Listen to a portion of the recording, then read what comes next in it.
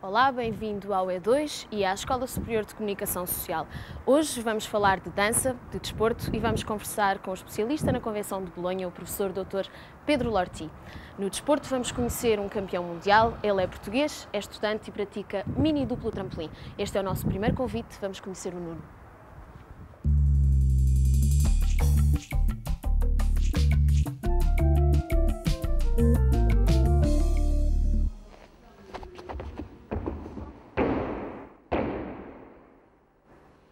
Sabe quantas horas de treino são necessárias para aprender a fazer esta série? Na nossa vida somos muitas vezes orientados por máximas como mente sem a corpo são. Enquanto há quem passe algumas horas no ginásio, há quem inscreva os filhos na ginástica como ocupação dos tempos livres. Há quem faça do desporto a sua vida, mas chega uma altura em que têm de escolher.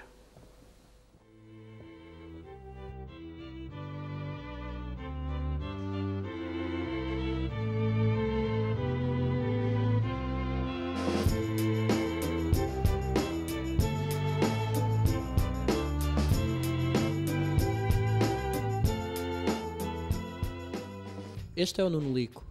Tem 25 anos e em 2001 foi campeão do mundo duplo mini trampolim.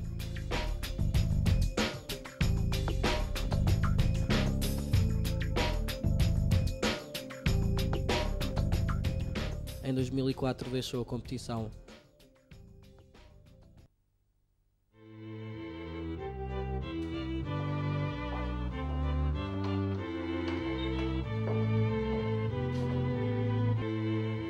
Ele ficava com a minha sogra e eu tinha 3 anos, pensei, bem, ele como não vai para a escola, para um infantário, para começar a conviver com as crianças, pensei em inscrevê-lo numa ginástica.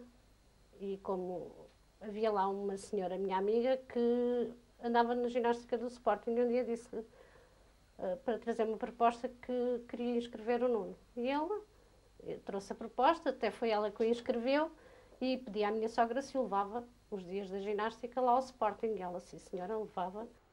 Com 16 anos entrou no Lisboa Ginásio Clube, onde iniciaria o seu percurso de campeão.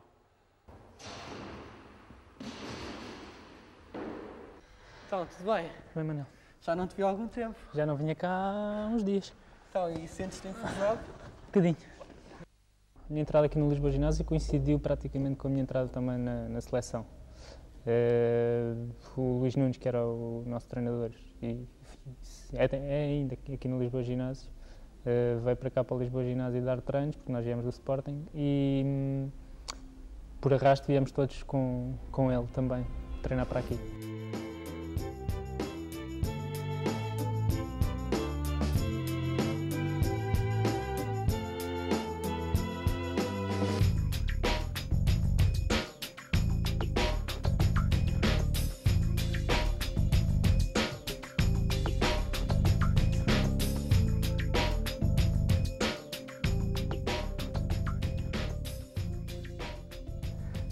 Ele era um atleta tipo pilhas de Duracell, é o que nós chamamos-lhe o Licocélio, porque ele acabava de saltar no trampolim, ia saltar para o trampolim que estava livre, não parava, se estávamos no trampolim e havia algum que ele não podia usar, ele então ia para o duplo mini, estava constantemente a saltar.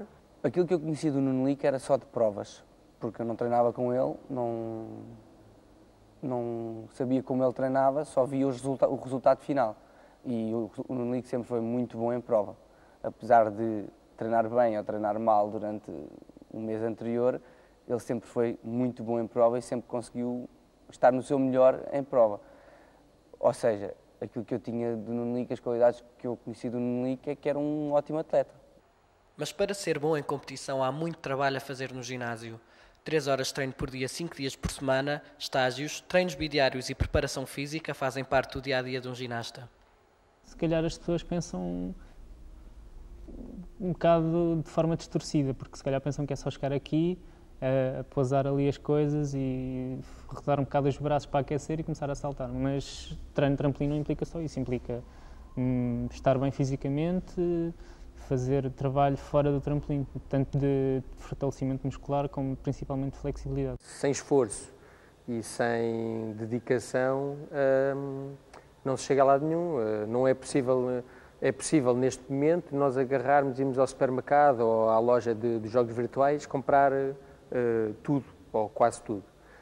Mas eu costumo dizer que aqui na ginástica e nos trampolins em especial, em que nós não temos ninguém para nos ajudar, somos nós a saltar, costumo dizer que ou nós trabalhamos para as coisas ou a nossa mãe não nos pode ir comprar ao supermercado o título de campeão nacional ou campeão da Europa, ou no caso do Nuno, ser campeão do mundo não foi comprado no supermercado.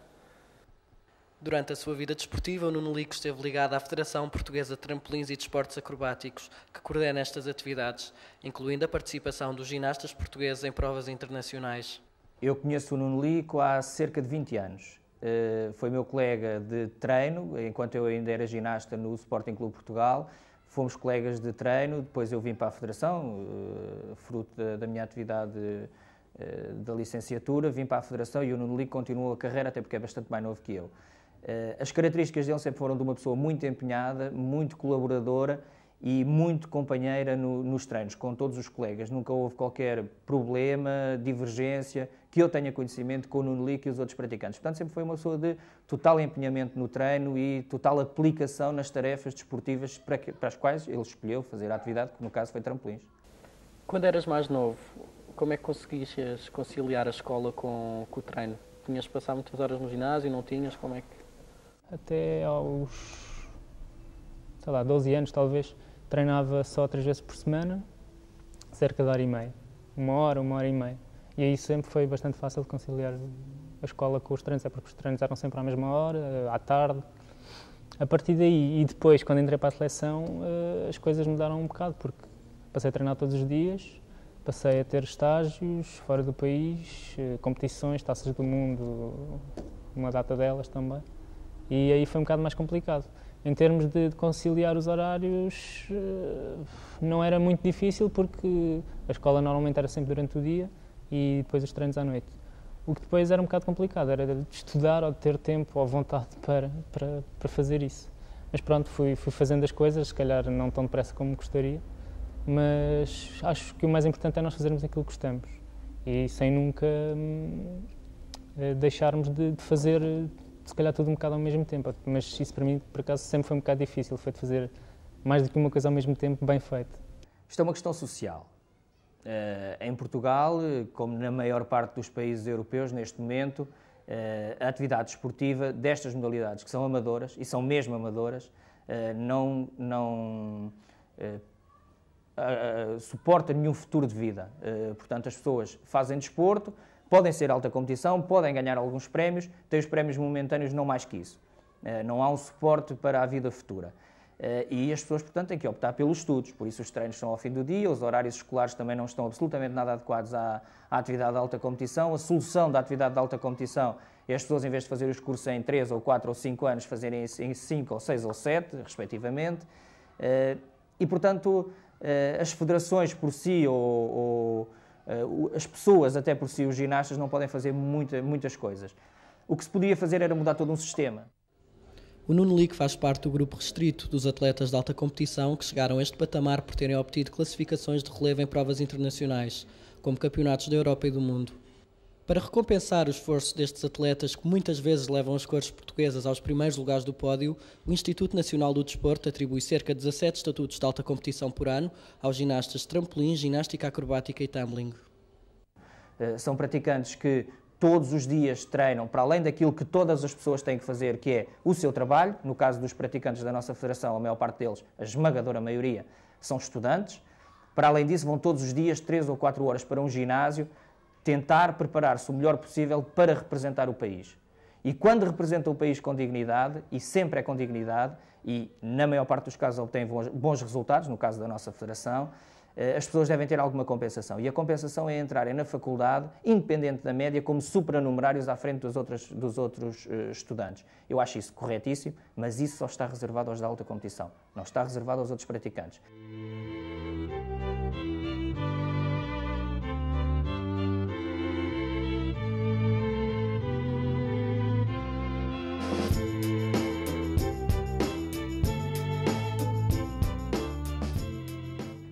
Eu costumo dizer que aqui nesta federação não há lugares cativos. Todos os anos o processo se reinicia. As pessoas que têm valor, naturalmente, fazem valer esse valor de uma forma consistente ao longo da carreira. O Nuno teve um ano menos bom, em que houve outros ginastas que tiveram melhores resultados que ele. Ele ficou fora da equipa de duplo mini. E disse-me a mim, conversámos, de certo modo ele concordou com a sua saída da equipa, porque já tinha pertencido à equipa de duplo mini, ele concordou com a saída da equipa, mas disse, vou-te provar que eu ainda tenho valor para o duplo mini. E eu disse-lhe, fica à espera e terei todo o prazer. No ano a seguir em que ele foi incluído na equipa de duplo mini, foi campeão do mundo.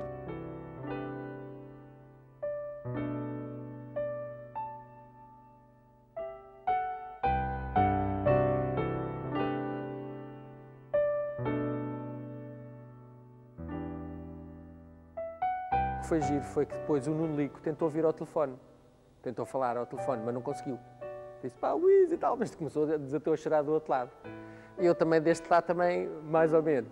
Fiquei muito feliz, porque para ele foi muito bom, porque treinou e fez muitos sacrifícios e deixou de fazer muitas coisas, de estar em família e tudo, para estar nos trampolins. E essa medalha para ele foi o melhor que lhe podia ter acontecido. Aquilo é um bocado uma mistura de muita adrenalina, contentamento, uma mistura de vários sentimentos. Mas eu lembro-me que a preocupação que eu tive foi em ligar para cá para falar com os amigos que cá tinham ficado, até porque os outros estavam todos lá e estavam a dar-me os parabéns. Eu ouvi dizer contentes. que tu choraste muito ao telefone. Não, isso é mentira. Portanto, é aquela alegria que não se consegue muito bem descrever.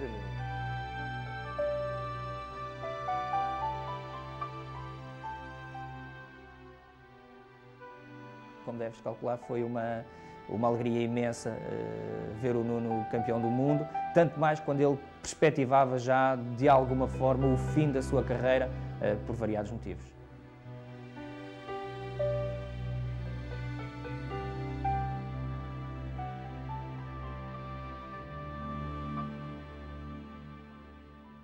Se calhar, se tivesses ganho noutra modalidade, tinhas tido um maior apoio, uma maior cobertura. Pois, só que eu lá na Dinamarca não saltei com uma bola, nem nos pés, nem nas mãos, por isso... Não, mas não sinto que... Não me sinto triste por não ter sido mais reconhecido, ou... Sei lá, tive o reconhecimento que me foi dado e que, pronto, fica por aí. É claro que tenho alguma pena de não ter sido convocado ou convidado para inúmeras coisas, que se calhar outra pessoa de outra modalidade seria, mas o que eu acho é que para nós sermos falados deve ser por termos resultados. Então nós temos de trabalhar para ter bons resultados, então aí cada vez mais as coisas irem tendo o seu percurso normal. Ora, a primeira medalha que Portugal ganhou foi ganha pela Rita Vilas Boas, em 1986, no Campeonato da Europa de Júniores. A Rita Vilas Boas, se as pessoas se recordam de quem é a Rita Vilas Boas, na altura era uma miúda lindíssima, olhos azuis, loura, linda. E, portanto, isso teve uma cobertura mediática fantástica. As pessoas e tal, Rita Vilas Boas, que tal, medalha de bronze no campeonato, foi uma coisa fantástica. A seguir, logo a seguir a isso, a seguir à Rita Vilas Boas, apareceu o Jorge Pereira, que foi só 2 vezes campeão do mundo e 3 vezes campeão da Europa. Sabias? Pronto. Respondi à pergunta. O Jorge Pereira não era louro, não tinha olhos azuis.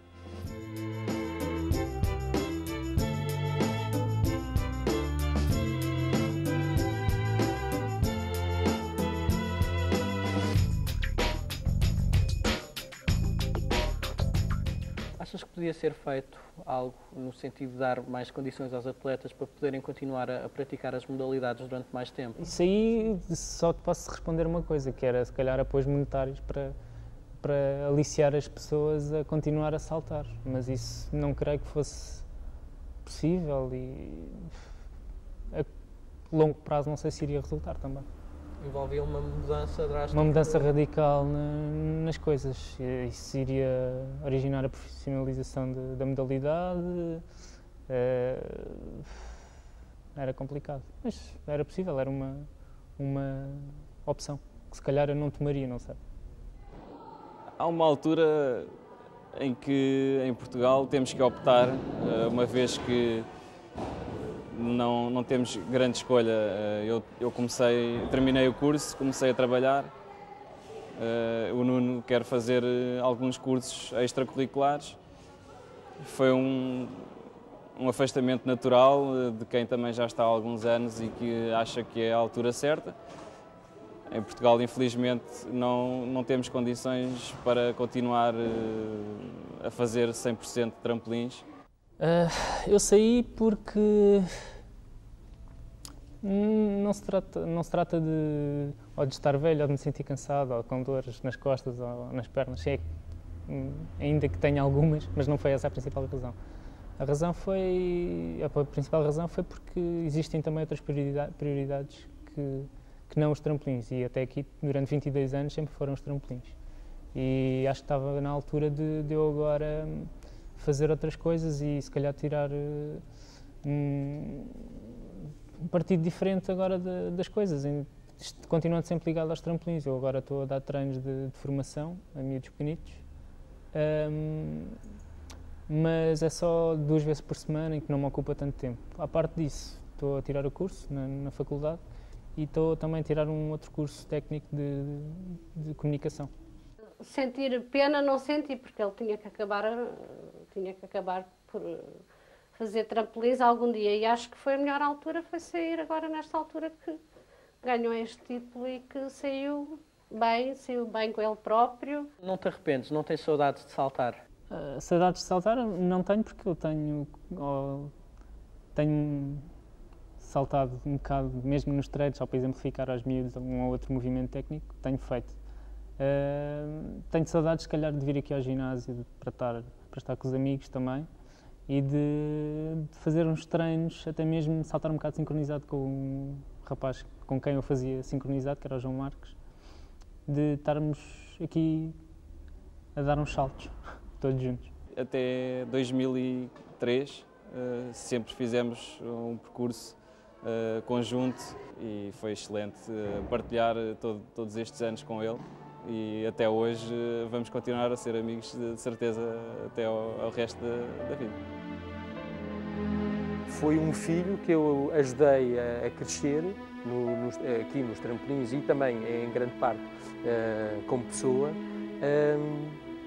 que no fundo saiu, que nos deixou e que, pronto, tomou outro rumo, a vida dele tomou outro rumo, que é o que acontece a todas as pessoas.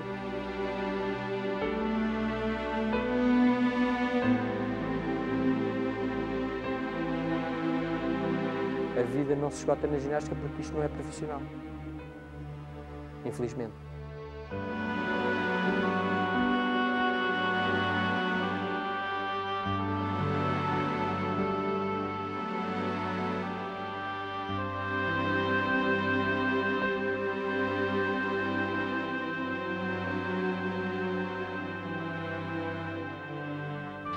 Fiquei com bastante pena no último dia. E tirei as coisas da mala, fartei-me de chorar sozinha, claro, para ninguém ver, porque senti que tinha acabado ali. O Nuno Lico sabe que a vida continua para lá dos trampolins.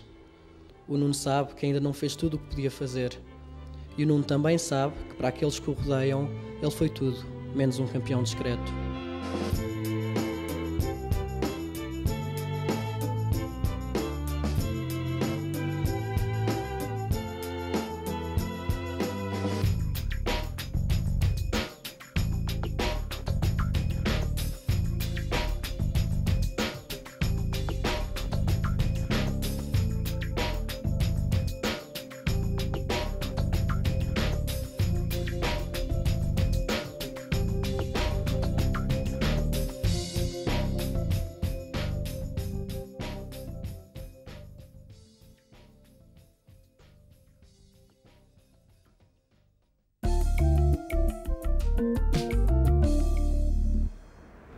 Provavelmente nunca ouviu falar na sigla ELIA, quer simplesmente dizer European League of the Institute of Arts.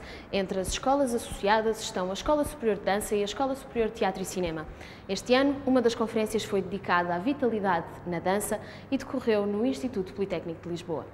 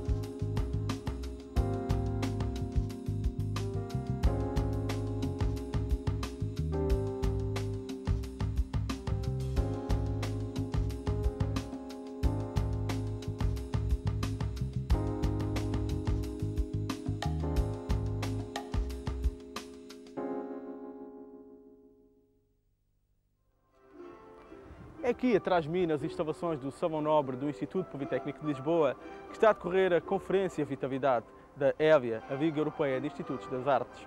A ELIA representa cerca de 320 instituições do ensino das artes, espalhadas por mais de 45 países e abrange todas as atividades artísticas, desde a arquitetura, passando pela música, o teatro e a dança.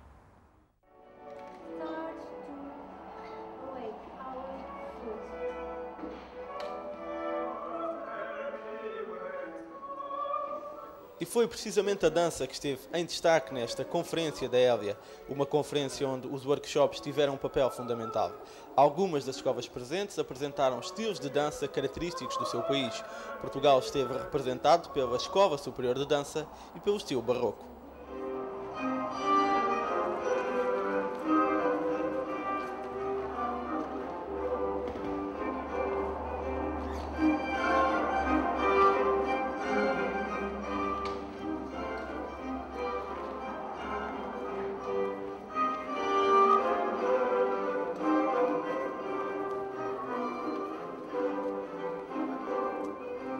A dança barroca, o precursor do ballet clássico, foi desenvolvida em França na corte do Luís XIV. Danças tal como o menuet, sarabande, bourrée, gavotte, guiget, chancon e o courant francês, todas partilham o mesmo vocabulário de passos, ajustados para assentar o ritmo duplo, triplo ou duplo composto. O vocabulário dos passos foi usado quer no âmbito social, quer ainda na dança teatral.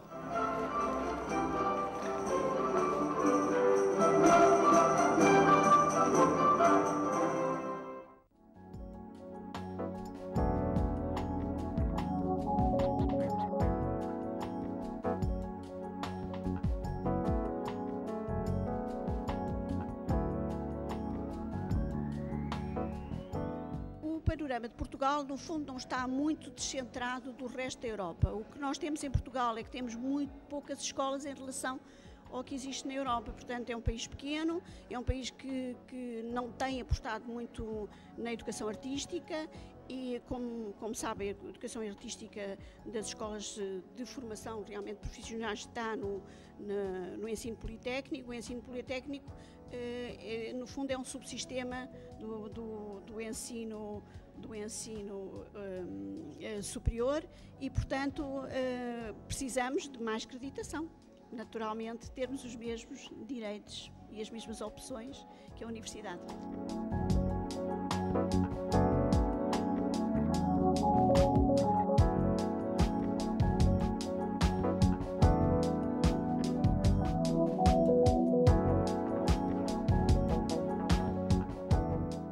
In ELIA, the dominant position is for the visual arts. And therefore, some people already were thinking to create an own place for discussion. And that was the start of ELIA Dance Section 12 years ago. And now it is very strong in the ELIA surroundings. A primeira sessão do workshop inserida nesta conferência foi conduzida pela professora da Escola Superior de Dança, Isabel Gonzaga, que deu a conhecer aos cerca de 20 participantes as principais técnicas da dança barroca. Seguidamente terá lugar a segunda sessão de trabalho, uma sessão dedicada à técnica de Cunningham na dança, que será conduzida por Ian Zobel.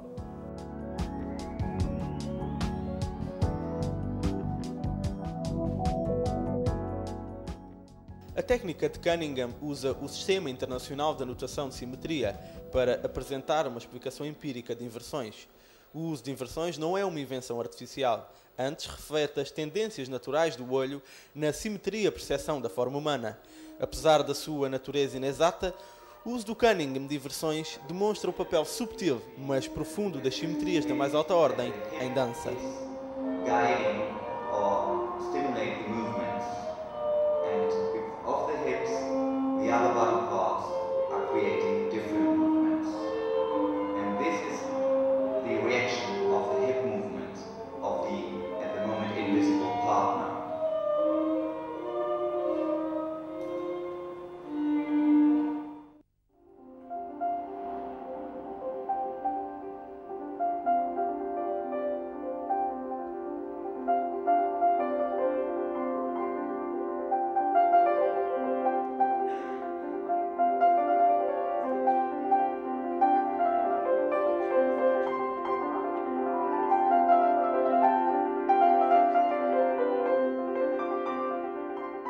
O terceiro workshop apresenta-nos o estilo de dança Guerreiro da Vuz, um estilo que nos chega da República Checa, trazido pela professora Eva Blazikova, do centro de Duncan.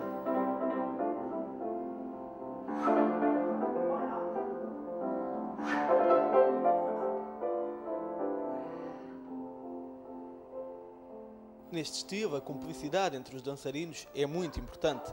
Eles suportam-se entre si para descobrirem o seu próprio guerreiro da luz. Os movimentos são fluidos, leves e combinam-se de maneira perfeita até atingirem o equilíbrio.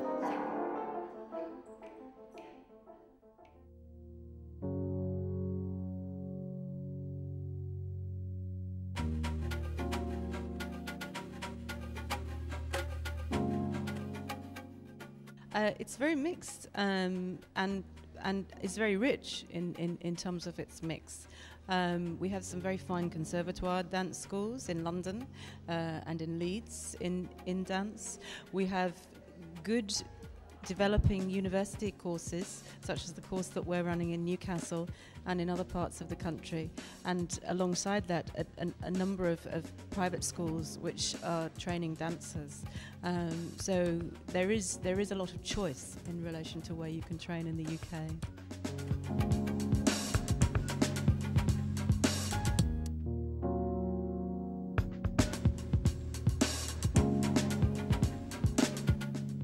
Well, it is more relied on personal talent. We have many talented people who become very good dancers.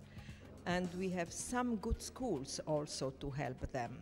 But we don't have a recognized system of education. This should be improved.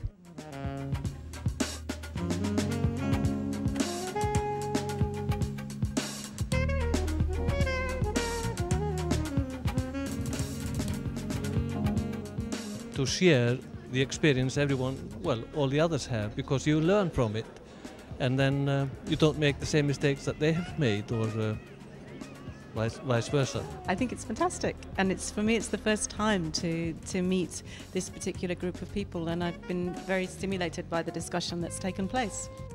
O objetivo desta conferência foi transformar a vitalidade em ideias e práticas artísticas para um futuro do ensino superior na dança num contexto pós-Bolonha. Durante 2 dias, o Instituto Politécnico de Lisboa foi palco de uma partilha de conhecimentos onde se procurou caminhar para um ensino mais qualificado e sem fronteiras.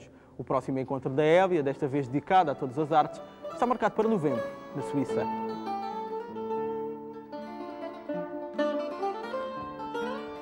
Mas como o trabalho não é tudo na vida, no final, organizadores e participantes puderam desfrutar de uma noite de lazer passada na companhia de uma guitarra portuguesa.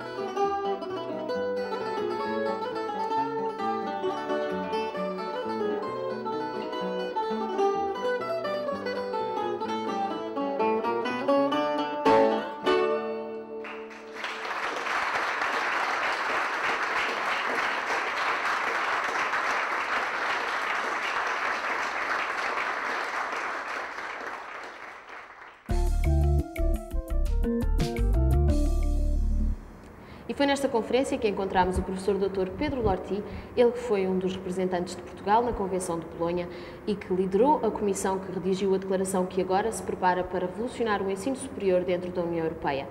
O E2 não quis, portanto, perder a oportunidade de se sentar ao lado de Pedro Lorty e perceber que implicações tem a Convenção de Bolonha para o ensino superior em Portugal.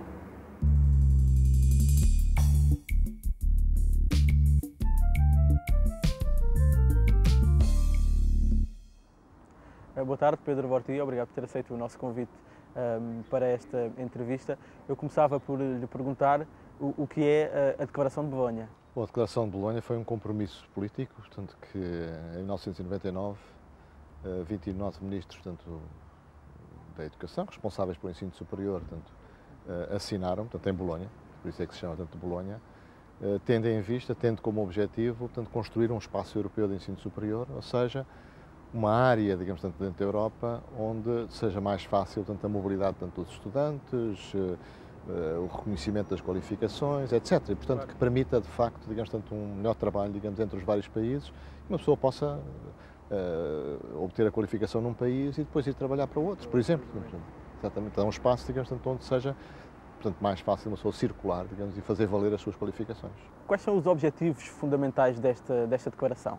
Bom, por um lado, digamos, havia o objetivo de tornar o conjunto dos países europeus mais competitivo no mundo e, portanto, que as qualificações europeias fossem reconhecidas no mundo de uma forma mais fácil. Como as diferenças entre os países eram muito grandes, havia graus, digamos, mais longos, com objetivos diferentes nos vários países, o que se entendeu, digamos, é que seria interessante haver alguma convergência entre os vários países que tornasse mais fácil, mais visível, do exterior, mais compreensível do exterior, os graus, europeus. E, nessa perspectiva, tornar o espaço europeu mais atrativo, digamos, para se vir estudar para a Europa. Esses diferentes graus, níveis de autonomia, missões, de certa forma levantam dificuldades no estabelecimento do processo? Constitui um obstáculo, porque nós tivemos qualificações, tanto em que aquilo que uma pessoa aprende num país é muito diferente daquilo que normalmente aprende noutro país.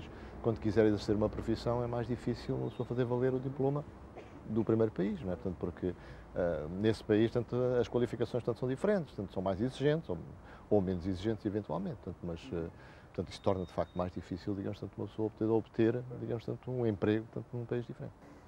A conferência define que para atingir os objetivos gerais da declaração são precisas reformas nacionais, mas igualmente reformas a nível da instituição, bem como alteração de atitudes.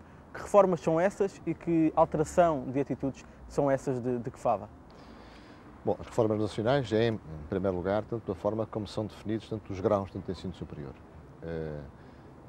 Portanto, passarmos, digamos, de uma definição de um programa, digamos, de ensino para objetivos de formação. Do ponto de vista de instituições, isso implica, digamos, no fundo, adaptarem-se a esta realidade. Portanto, uma preocupação com o que os estudantes aprendem, mais do que aquilo com que se ensina. Portanto, o que se ensina, digamos, é instrumental para o que os estudantes aprendem. Portanto, o que é importante é o que os estudantes aprendem. Portanto, isso significa, portanto, uma mudança de atitude nessa perspectiva. Portanto, valorizar a carga de trabalho dos estudantes. Repare, portanto, nós temos, em alguns casos, o ensino pode ser feito, digamos, à distância, ou com menos horas presenciais. Não é por isso, digamos, que os objetivos são diferentes. O que é importante é os objetivos e aquilo que as pessoas aprendem.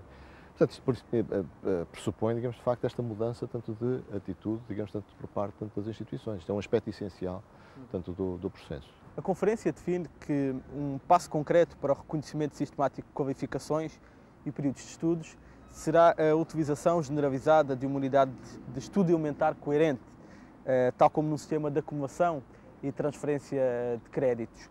De que forma é que isto será possível? Nós estamos a usar, já hoje, desde o final dos anos 80, quando os alunos vão para outros países, no programa Erasmus, por exemplo, a usar, digamos, o sistema de crédito chamado ECTS, que é a European Credit Transfer System, que é um sistema de transferência de créditos.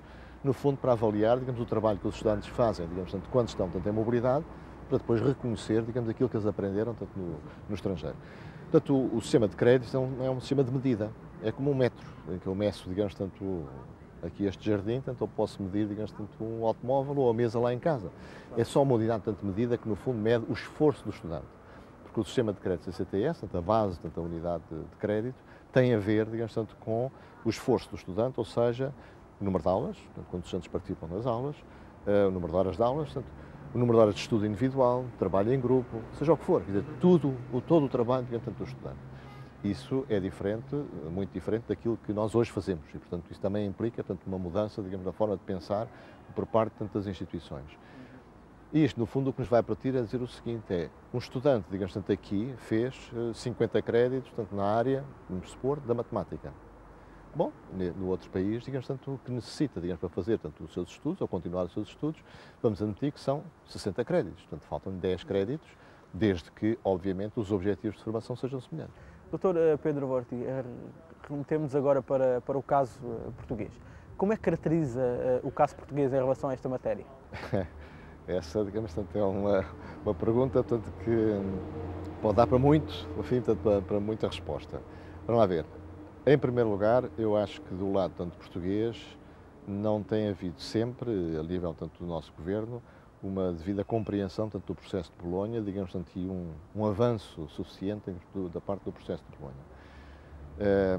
Enfim, falando, digamos, nos tempos tanto mais recentes, falou-se bastante tanto do processo de Bolonha, invocando, digamos, o processo de Bolonha para introduzir tanto algumas reformas, mas em muitos aspectos que têm muito pouco a ver, digamos, tanto com o processo de Bolonha. O anterior ministro, na minha perspectiva, não tinha, digamos, tanto um entendimento tanto do processo de Bolonha que eu considero suficiente no sentido de fazer avançar o processo. A atual ministra, enfim, está lá há alguns meses, portanto, vamos ver, pelo menos daquilo que julgo saber. Não, daquilo que eu julgo saber, digamos, ela propõe-se a apresentar, digamos, um plano de ação, digamos, tanto de Portugal para o processo de Bolonha, portanto, em junho deste ano. Vamos esperar, portanto, temos mais 2 meses, digamos, até lá, vamos ver, digamos, o que é, portanto, esse plano de ação. Portanto, neste momento é difícil de comentar sobre a ação, portanto, desta ministra, porque vamos ter que esperar, mas há muitas tarefas a fazer, de facto, quer dizer, tanto em Portugal. Para, nós temos o sistema chamado de equivalências, que no fundo precisava ser adaptado até à Convenção de Lisboa sobre reconhecimento, portanto, que é aquele documento do Conselho da Europa e da Unesco que Portugal, portanto, ratificou e que é necessário para o processo de Bolonha. Portanto, os ministros apelaram, portanto, em Berlim, mais uma vez, para que todos os países ratificassem a Convenção de Lisboa. Nós temos problema, tanto dos graus. Está neste momento a ser discutida na Assembleia da República a Lei de Bases, tanto da Educação, que tem uma proposta em termos do primeiro grau que não é compatível com o processo de Bolonha. Portanto, esta ministra já disse, enfim, portanto, que isso poderá, digamos, tanto, ser alterado e, portanto, da perspectiva dela, devia ser alterado, no sentido do primeiro grau ter uma duração em anos de 3 a 4 anos. E que isso assim seria compatível com o processo de Bolonha. Portanto, há a lei de bases, digamos, tanto a fazer. Há a questão, digamos, da aprendizagem ao longo da vida e, tanto, da necessidade, tanto, de reconhecer a formação feita fora dos muros da escola. Aprendiz em formação não formal, por experiência profissional, tudo isso. Há muita coisa a fazer. Portugal, de facto, precisa, e espero que o plano de ação, tanto que a Ministra vai apresentar, digamos, tanto em junho, que, de facto, aponte para todas estas questões que se colocam, tanto, ao processo de Bolonha. A ver, vamos. Durante a sua apresentação, disse-nos que o objetivo era que portanto, a Conferência de Bolonha estivesse cumprida em 2010. Acredita que será possível cumprir, no fundo, esse prazo? Eu acho que o espaço europeu de ensino superior, quando chegar a 2010, não fica cristalizado, não é? Portanto, e vai continuar, digamos, a evoluir. Há países que estão a avançar, portanto, muito mais rapidamente do que outros. Há países em que hoje alteraram, tanto, o seu sistema de graus, adaptaram, tanto, o seu sistema de créditos, digamos, tanto, àquilo que são as propostas, tanto do processo de Bolonha, portanto, têm, digamos, tanto, um sistema de garantia, tanto, da qualidade, estão a definir, digamos, quadros de qualificações nacionais com base, digamos, tanto bem conhecimentos, competências, capacidades, tanto não apenas com aquilo que se ensina, mas com aquilo que se aprende. Tem sistemas tanto de reconhecimento, tanto de qualificações obtidas fora, tanto do sistema, portanto, formal de ensino. Há países que estão muito avançados, de facto. Quer dizer, há outros que estão muito mais atrasados, quer dizer, alguns deles, tanto dos novos, dos que entraram, portanto, em Berlim, tanto para o processo, tanto de Bolonha, que foram 7 países, incluindo a Rússia, enfim, tanto, que é um país de peso, pelo menos em número de pessoas, e que estão bastante atrasados em relação ao processo. O que eu acredito é que em 2010, até 2010, e se os ministros continuarem a fazer aquilo que fizeram em Berlim, que foi definir metas concretas para 2005. Portanto, eles reuniram-se em setembro de 2003, para maio de 2005 será a próxima conferência, portanto, os ministros definiram, tanto, que temos que ter o sistema organizado em 2 ciclos e com as instituições a alterar, digamos, os seus cursos para adaptar, tanto, a essa realidade. Temos que ter o suplemento ao diploma, que é um documento que vai junto com o diploma para explicar qual foi a formação da pessoa para chegar àquele grau, a ser entregue, digamos, a todos os estudantes a partir de 2005, e termos todos os países com sistemas de garantia da qualidade. Eu espero que em 2005, os ministros, quando se reunirem em Bergen, definam novas metas para 2007. Desta forma, eu acredito que em 2010 teremos um espaço europeu de ensino superior. Poderá haver alguns dos países que hoje estão tanto no processo que não tenham acompanhado exatamente, digamos, tanto, todas estas metas, mas que a grande maioria dos países terá acompanhado estas metas e teremos um espaço europeu de ensino superior, não que seja perfeito, não acredito, digamos, que em 2010 seja tudo perfeito, mas pelo menos que aquilo que é básico, que é essencial ao processo, tanto que a mobilidade, tanto dos estudantes, no sentido de poderem começar os estudos num país, continuar noutro, obter um grau num país, fazer uma pós-graduação noutra, ou obter um grau num país e ir trabalhar, digamos, para outro, que em grande parte isto esteja muito mais facilitado do que está hoje. Acredita que este tipo de conferências, como a que assistimos no IPED, é importante para fazer cumprir o processo de Bolonha? Estas conferências como esta que houve, portanto, neste caso especificamente sobre o ensino da dança, são fundamentais. Eu, no relatório que tive a oportunidade de preparar para os ministros, tanto para a Conferência de Praga, tanto em 2001, uma das questões que eu propunha é que se procurasse trabalhar, portanto, trabalhando as instituições entre si, por área tanto do conhecimento. Porque é muito mais fácil tanto, eu discutir, digamos, tanto com, a minha formação tanto é em engenharia, com os meus colegas da área de engenharia, tanto da França, tanto da República Checa, tanto de outro país qualquer, e definir, portanto, em conjunto, quais são os objetivos da formação de um engenheiro, nomeadamente um engenheiro mecânico, portanto, que é a minha formação de base, do que eu ir discutir os objetivos de formação da medicina, da dança, ou da história, de outra área qualquer. E, portanto, nesta perspectiva, aquilo que aconteceu aqui, que no fundo é um encontro que tem a ver com a formação da dança a nível tanto dos países europeus, é uma iniciativa importante para se encontrar consensos, para se encontrarem consensos entre as instituições tanto que fazem formação tanto na área da dança, sobre quais são os objetivos essenciais da formação nesta área. E, portanto, esta é de facto a forma de trabalhar que me parece tanto mais importante e mais interessante tanto no processo de Bolonha. Dr. Pedro Lorty, estamos quase a terminar, mas antes de fazer-lhe uma pergunta um pouco mais ampla. Esta conferência, este acordo de Bolonha, é também uma forma de reforçar a unidade da Europa num contexto de hegemonia dos Estados Unidos? Lá ver, uma das preocupações que está na base do processo de Bolonha, digamos, era um pouco, digamos, que a Europa tinha perdido competitividade em relação, por exemplo, aos Estados Unidos. E o reconhecimento que a diversidade, tanto existente tanto na Europa a nível de ensino superior, era tão grande que, no fundo, era uma grande confusão. E, portanto, que era mais difícil, tanto com esta confusão, reconhecer, digamos, tanto qualificações, tanto de um país para o outro. Mas, de facto, há este problema, digamos, de competição da Europa, cuja atratividade, digamos, tanto para pessoas de outros países virem estudar, digamos, tanto na Europa, nomeadamente, ou pessoas de fora da Europa virem estudar tanto para a Europa, estava a perder, digamos, tanto, relativamente tanto aos Estados Unidos. Se nós vermos os números tanto mais recentes, e há comunicações tanto da Comissão Europeia, nomeadamente, digamos, sobre estas questões, verificamos tanto que os Estados Unidos conseguem atrair muito mais gente tanto de outros países, e até da Europa, do que os europeus conseguem. E, portanto, havia aqui um objetivo claro, digamos, de, ao tornar mais coerente, digamos, o espaço europeu de ensino superior, também torná-lo mais atrativo. Claro. Portanto, claramente, digamos, há aqui um objetivo, digamos, de a Europa ser mais competitiva.